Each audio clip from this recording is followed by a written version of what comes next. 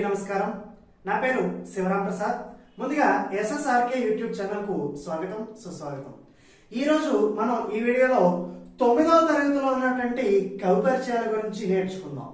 మరి 9వ తరగతిలో ఉన్నటువంటి కవి పరిచయాలు కనుక చూసుకున్నట్టయితే మొట్టమొదటి కవిని కనుక చూసుకున్నట్టయితే ఆ పాఠం శాంతి కాంక్ష అనేటువంటి పాఠం.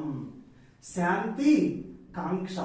మరి ఈ శాంతి కాంక్ష అనేటువంటి ఆ పాఠంలో ఉన్నటువంటి కవిని కనుక మనం పరిశీలించినట్టయితే తి అనే మాటను కనుక మనం గుర్తుపెట్టుకుంటే ఆయనే తిక్కన అనేటువంటి కవి ఈ శాంతి కాంక్ష అనేటువంటి పాఠాన్ని రాయడం అనేది జరిగింది. మరి ఈ తిక్కన గారి యొక్క కాలం కనుక మనం పరిశీలించినట్టయితే ఆయన పేరులో ఉన్నటువంటి అక్షరాలు 3 కాబట్టి 10 + 3 13 అక్షరాలు.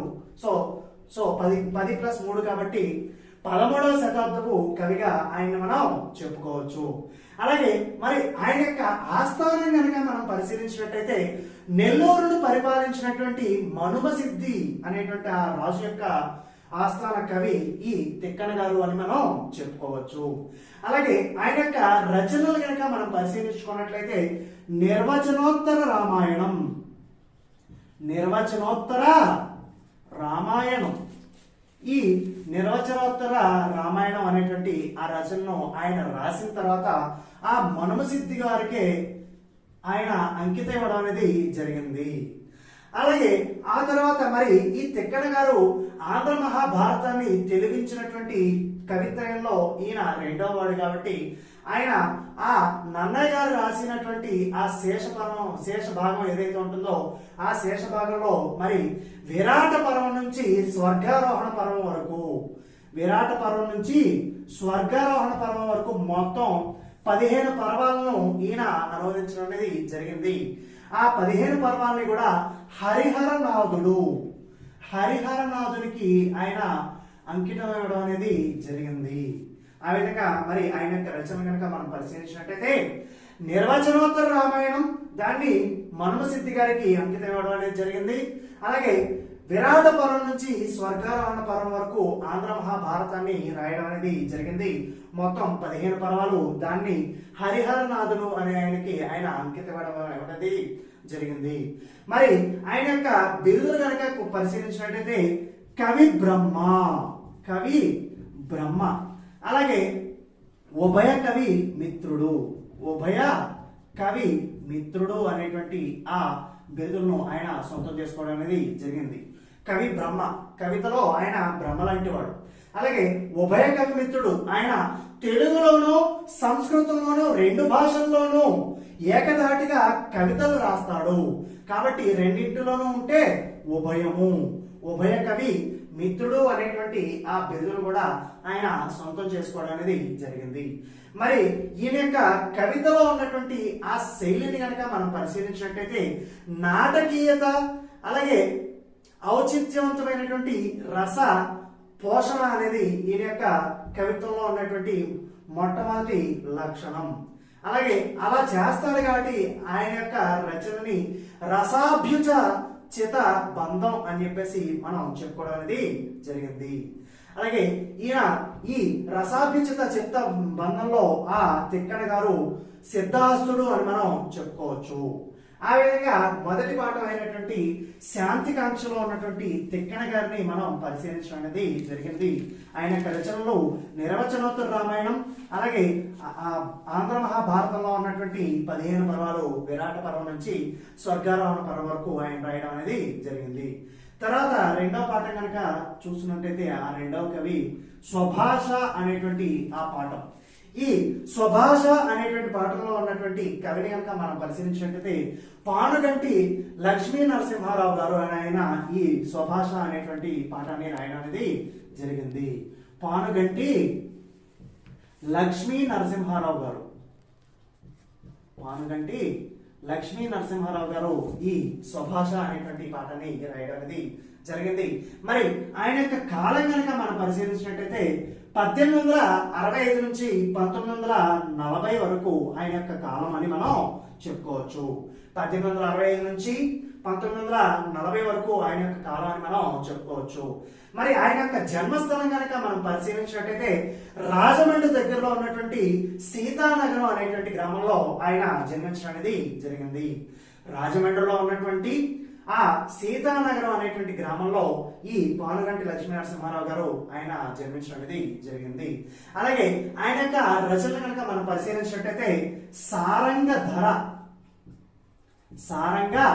ధర అనేటువంటి రచన, అలాగే ప్రచండ సారంగ ధర, అలాగే ప్రచండ అనేటువంటి ఆ రచన, అలాగే చాణక్యము అనేటువంటి రచన.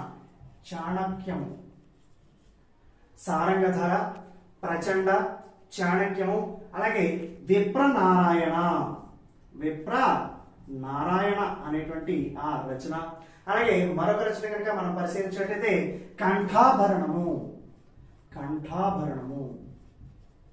కంఠాభరణము అనేటువంటి ఆ రచనను కూడా ఆయనే రాసినట్టుగా మనం తెలుసుకోవచ్చు. అలాగే మరొక రచన పూర్ణిమ, అలాగే సరస్వతి అనేటువంటి రచనలు కూడా ఆయన రాయడం అనేది జరిగింది. అలాగే సరోజిని అనేటువంటి రచన, అలాగే సాక్షి అనేటువంటి రచన కూడా ఆయన రాయడం అనేది జరిగింది. సారంగధర, ప్రచండ, చాణక్యము, విప్రనారాయణ, కంఠాభరణము, పూర్ణిమ, అలాగే సరస్వతి, సరోజిని, సాక్షి అనేటువంటి ఆ రచనలు ఆయన రాయడం అనేది జరిగింది. ఆయన యొక్క శైలిని కనుక మనం పరిశీలించినట్లయితే ఆయన యొక్క శైలి ఆ కవితలో అద్భుతమైనటువంటి, అలాగే గ్రాంధిక భాషా ప్రపంచంలో ఆయన సున్నితమైనటువంటి వ్యంగ్యాలతో కూడినటువంటి, చమత్కారమైనటువంటి హాస్యంతో కూడినటువంటి రచనను చేయడం అనేది ఈ పానుగంటి గారి యొక్క రచనలో ఉన్నటువంటి శైలి అని మనం గుర్తుపెట్టుకోవచ్చు. అలాగే ఆయన యొక్క ఇతర విషయాలను కనుక మనం పరిశీలించినట్లయితే కర్ణాటక ఉన్నటువంటి బళ్ళారి జిల్లాలో ఉన్నటువంటి ఆనెగొంది అనేటువంటి సంస్థానానికి సంబంధించినటువంటి ఆయన అందులో కొంతకాలంగా దివాన్గా పనిచేయడం అనేది జరుగుతుంది. ఆ తర్వాత ఆయన పిఠాపురంలో ఉన్నటువంటి ఆ పిఠాపుర ఆస్థాన కవిగా కూడా ఈయన్ను స్థిరపడడం అనేది జరిగింది. ఆ విధంగా పానుగంటి లక్ష్మీనరసింహారావు గారి గురించి మనం తెలుసుకోవడం అనేది జరిగింది. ఆ తర్వాత ఉన్నటువంటి ఆ కవిని పరిశీలిద్దాం. తర్వాత ఉన్నటువంటి కవిని కనుక మనం పరిశీలించినట్టయితే తర్వాత ఉన్నటువంటి పాఠం శివతాండవం అనేటువంటి పాఠం. మరి ఈ శివతాండవం అనేటువంటి పాఠాన్ని రాసినటువంటి కవి ఆయన పుట్టపర్తి నారాయణాచార్యులు.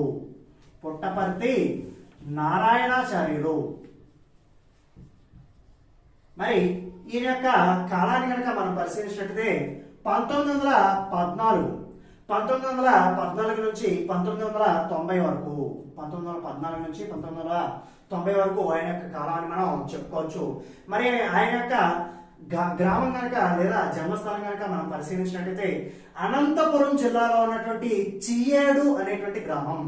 అనంతపురంలో ఉన్నటువంటి చియ్యేడు అనేటువంటి గ్రామంలో ఈ పుట్టపర్తి నారాయణాచార్యులు గారు జన్మించడం అనేది జరిగింది. మరి ఆయన యొక్క రచనలు కనుక మనం పరిశీలించినట్లయితే శివతాండవం మనకి పాఠం పేరు కూడా అదే, శివతాండవం అనేటువంటి రచన. అలాగే మేఘదూతం అనేటువంటి ఆ రచన. అలాగే షాజీ అనేటువంటి రచన. అలాగే కావ్యమాల అనేటువంటి రచన. అలాగే భాగవతం, దాని పేరు పండరీ భాగవతం అనేటువంటి రచన. ఇంకా మరొక రచన కనుక మనం పరిశీలించినట్లయితే జనప్రియ రామాయణం. మరొకసారి చూసుకుందాం. శివతాండవం, మేఘదూతం, షాజీ, కావ్యమాల, పండరీ భాగవతం, అలాగే జనప్రియ రామాయణం అనేటువంటి ఆ రచనలో రాయడం అనేది జరిగింది. మరొక రచన ఉంటుంది సాక్షాత్కారం. ఈ విధమైనటువంటి రచనలు రాసినటువంటి కవి పుట్టపర్తి నారాయణాచార్యులు అని మనం చెప్పుకోవచ్చు. అలాగే ఆయన ఆంగ్లంలో మరొక కవితను కూడా రాయడానికి జరిగింది. దాన్నే లీవ్స్ ఇన్ ద విండ్ అనేటువంటి ఆంగ్ల కవితను కూడా రాయాల్సినటువంటి వ్యక్తి పుట్టపర్తి నారాయణాచార్యులు అనేటువంటి మనం చెప్పుకోవచ్చు. మరి ఈయన యొక్క బిరుదు కనుక మనం చూసుకున్నట్టయితే పుట్టపర్తి నారాయణాచార్యులు ఆయన్ని సరస్వతి పుత్ర అనేటువంటి ఆ బిరుదుతో ఆయనను గౌరవించడం అనేది జరిగింది. అలాగే ఇతర విషయాలు కనుక మనం పరిశీలించుకున్నట్లయితే ఆయన 14 భాషల్లో ప్రవీణులు, అలాగే 8 భాషల్లో కవిత్వం చెప్పగలిగినటువంటి దిట్ట ఎవరు అంటే పుట్టపర్తి నారాయణాచార్యులు అని మనం చెప్పుకోవచ్చు. వీరి యొక్క రచనలో ఎక్కువగా దేశభక్తిని గురించినటువంటి రచనలు చాలా వరకు మనకు తారసపడుతూ ఉంటాయి అని మనం చెప్పుకోవచ్చు. ఆ విధంగా పుట్టపర్తి నారాయణాచార్యుల గారి గురించి మనం నేర్చుకోవడం అనేది జరిగింది. ఆ తర్వాత ఉన్నటువంటి పాఠాన్ని కవిని గురించి మనం తెలుసుకుందాం. తర్వాత ఉన్నటువంటి పాఠాన్ని కనుక మనం పరిశీలించినట్టయితే ప్రేరణ అనేటువంటి పాఠం. ప్రేరణ, మరి ఈ ప్రేరణ అనేటువంటి పాఠాన్ని రాసినటువంటి వ్యక్తి అది ఒక వ్యక్తి యొక్క జీవితంలో జరిగినటువంటి ఆత్మకథ. మరి ఆ ఆత్మకథ ఎవరిది అంటే కనుక ఏపీజే అబ్దుల్ కలాం గారు. మరి చాలా మంది విద్యార్థుల్ని ప్రేరేపించేవారు, మోటివేట్ చేసేవారు కాబట్టి ఆయన ప్రేరణ అనేటువంటి ఆ పాఠాన్ని రాసినటువంటి వ్యక్తిగా మనం చెప్పుకోవచ్చు. మరి ఆయన యొక్క పూర్తి పేరు కనుక మనం పరిశీలించినట్టయితే అబ్దుల్ ఫకీర్ జైనుల్ అబిదీన్ అబ్దుల్ కలాం అని మనం చెప్పుకోవచ్చు. మరి ఆయన యొక్క రచనలు కనుక మనం పరిశీలించినట్టయితే ఒక విజేత కథ. మరి ఈ ఒక విజేత కథ అనే దాన్ని ఆంగ్లంలో గనక మనం పరిశీలించినట్లయితే ignited minds the wings of fire and autobiography అని దాని యొక్క పేరు. Ignited minds the wings of fire and autobiography అనేటువంటి పేరుతో ఆయన ఒక విజేత ఆత్మకథ అని దాన్ని చెప్పుకోవడం అనేది జరిగింది. ఆయన యొక్క జన్మస్థలం కనుక మనం పరిశీలించినట్లయితే తమిళనాడులో ఉన్నటువంటి రామేశ్వరం దగ్గరలో ఉన్నటువంటి ధనుష్ కోటి అనేటువంటి ఊర్లో ఆయన జన్మించడం అనేది జరిగింది. అలాగే ఆయన యొక్క సత్కారాలు కనుక మనం పరిశీలించినట్లయితే ఆయన భారతదేశాన్ని చేసినటువంటి సేవకు గాను భారత ప్రభుత్వం అనేది ఆయనకు పద్మభూషణ్, పద్మ విభూషణ్, అలాగే భారతరత్న అనేటువంటి ఆ బిరుదులు కూడా ఆయనకు ఇవ్వడం అనేది జరిగింది. అలాగే ఇతర విషయాలు కనుక మనం పరిశీలించినట్లయితే ఆయన ఇంజనీర్గా, శాస్త్రవేత్తగా, అలాగే భారత రాష్ట్రపతిగా ఎన్నో సేవలను అందించడం అనేది జరిగింది. మరి ఆయన యొక్క ఈ ఆత్మకథను మనకు అనువదించినటువంటి కవి ఒక వ్యక్తి ఉన్నాడు. ఆయన పేరు వాడ్రేవు చినవీరభద్రుడు అనే ఈయన రాసినటువంటి ఆ ప్రేరణ అనేటువంటి పాఠాన్ని తెలుగులోకి అనువదించినటువంటి కవి అని మనం చెప్పుకోవచ్చు. అలాగే తర్వాత ఉన్నటువంటి ఆ పాఠాన్ని కనుక మనం పరిశీలించినట్టయితే శతక కవులు అనేటువంటి పాఠం ఇవ్వడం అనేది జరిగింది. ఈ వివిధ రకాలైనటువంటి శతక కవుల గురించి ఈ పాఠంలో మనకు లభించడానికి జరుగుతుంది.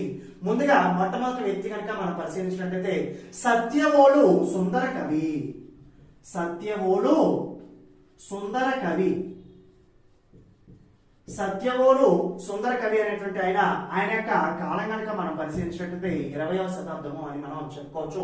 ఆయన యొక్క రచన రాజశేఖర శతకం.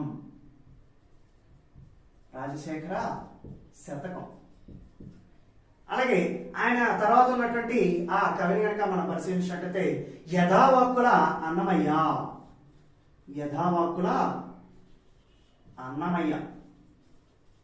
మరి ఈ యథావాక్కుల అన్నమయ్య గారి యొక్క కాలం కనుక మనం పరిశీలించినట్లయితే 12వ శతాబ్దం అని మనం చెప్పుకోవచ్చు.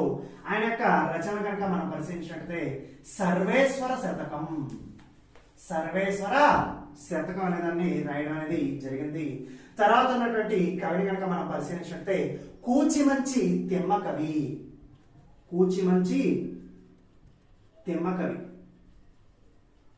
మరి ఈ కూచిమంచి తిమ్మ కవి యొక్క కాలం కనుక మనం పరిశీలించినట్లయితే 17వ శతాబ్దం. అలాగే ఆయన యొక్క రచన కనుక మనం పరిశీలించినట్లయితే శ్రీభర్గ శతకం అనే దాన్ని ఆయన రాయడం అనేది జరిగింది. అలాగే ఆ తర్వాత ఉన్నటువంటి కవిని కనుక మనం పరిశీలించినట్లయితే కాకుత్సం శేషప్ప కవి. మరి ఈ కాకోత్సవం శేషప్ప కవి గారి యొక్క కాలం కనుక మనం పరిశీలించినట్లయితే 18వ శతాబ్దం అని మనం చెప్పుకోవచ్చు. ఆయన యొక్క రచన కనుక మనం పరిశీలించినట్లయితే నరసింహ శతకం. నరసింహ శతకం. అలాగే ఆ తర్వాత ఉన్నటువంటి కవిని కనుక మనం పరిశీలించినట్లయితే బమ్మెర పోతన. బమ్మెర పోతన. మరి ఈ బమ్మెర పోతన గారి యొక్క కాలం కనుక మనం పరిశీలించినట్లయితే 15వ శతాబ్దం అని మనం చెప్పుకోవచ్చు. ఆయన యొక్క రచన కనుక మనం పరిశీలించినట్లయితే నారాయణ శతకం. నారాయణ శతకం. నారాయణ శతకం అనేదాన్ని ఆయన రాయడం అనేది జరిగింది. ఆ తర్వాత ఉన్నటువంటి కవి కంచర్ల గోపన్న. కంచర్ల గోపన్న. మరి ఆయన యొక్క కాలం కనుక మనం పరిశీలించినట్టే 17వ శతాబ్దం మనం చెప్పుకోవచ్చు. ఆయన రాసినటువంటి ఆ శతకాన్ని కనుక మనం పరిశీలించినట్టే దాశరథి శతకం. దాశరథి శతకం అనే దాన్ని ఆయన రాయడం అనేది జరిగింది. అలాగే తర్వాత ఉన్నటువంటి కవిని కనుక మనం పరిశీలించినట్టే తర్వాత ఉన్నటువంటి కవి ధూర్జటి. ధూర్జటి అనే ఆయన ఆ తర్వాత ఉన్నటువంటి కవి. మరి ఆయన యొక్క కాలం కనుక మనం పరిశీలించినట్టే 16వ శతాబ్దం అని మనం చెప్పుకోవచ్చు. ఆ ధూర్జటి గారి యొక్క కాలం 16వ శతాబ్దం. ఆయన రాసినటువంటి రచన కాళహస్తీశ్వర శతకం. కాళహస్తీశ్వర శతకం అనేదాన్ని ఆయన రాయడం అనేది జరిగింది. ఆ తర్వాత ఉన్నటువంటి కవి పక్కి అప్పల నరసయ్య. పక్కి అప్పల నరసయ్య. మరి ఈ పక్కి అప్పల నరసయ్య అనేటువంటి ఆయన యొక్క కాలం కనుక మనం పరిశీలించినట్టయితే 16వ శతాబ్దం అని మనం చెప్పుకోవచ్చు. ఆయన రాసినటువంటి శతకాలు రెండు ఉన్నాయి. కుమార శతకం అలాగే కుమారి శతకం అనేటువంటి రచనలో ఆయన రాయడం అనేది జరిగింది. అలాగే తర్వాత ఉన్నటువంటి చివరి కవి కనుక మనం పరిశీలించినట్లయితే బద్దెన గారు. మరి ఈ బద్దెన గారి యొక్క కాలం కనుక మనం పరిశీలించినట్టే 13వ శతాబ్దం. ఆయన రాసినటువంటి ఆ కవి శతకం గురించి చూసుకున్నట్టయితే సుమతి శతకం అని మనం చెప్పుకోవచ్చు. ఈ విధంగా మనకు శతక కవుల గురించి తెలుసుకోవడం అనేది జరిగింది.